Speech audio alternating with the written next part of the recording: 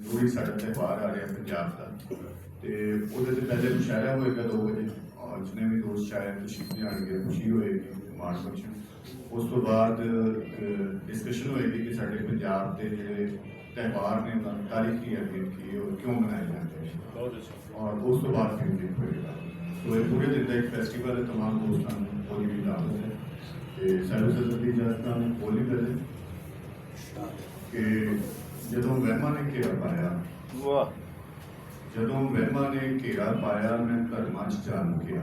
भाई क्या कहना है भाई, बहुत अच्छा ही क्या कहने में क्या कहने सुभान अल्लाह। और गजल के चंद शार ने कि फिर अज रोण नूं जी करता है, फिर अज रोण नूं जी करता है, अंदर धोण नूं जी करता है। भाई बहुत अच्छे बहुत अच्छे।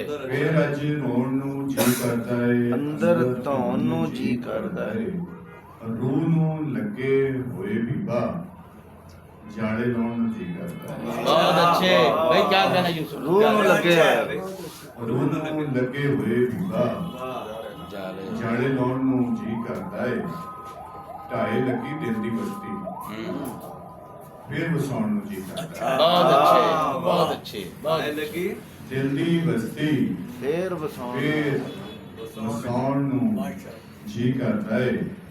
मैं तेरी हाँ बस तेरी, वाह मैं तेरी हाँ बस तेरी ए अखवाउण नूं जी करता है। भाई अच्छा है बहुत अच्छा। मैं तेरी हाँ बस तेरी ए अखवाउण नूं जी करता है। दुनिया उत्ते इन्नी भुख है, वाह दुनिया उत्ते इन्नी भुख है सारी खाण नूं जी। आए हाय भाई क्या कहने यार, क्या कहने दोबारा। बड़ा अच्छा शेर है। दुनिया उत्ते इन्नी भुख है सारी खाण नूं जी खाण नूं करदा। जी करदा है। एक दिन मुसी राज पंजाबी वाह यूसुफ होसी राज पंजाबी गल ब्याहण नूं जी करदा है। बहुत अच्छे भाई, क्या कहने यूसुफ क्या कहने।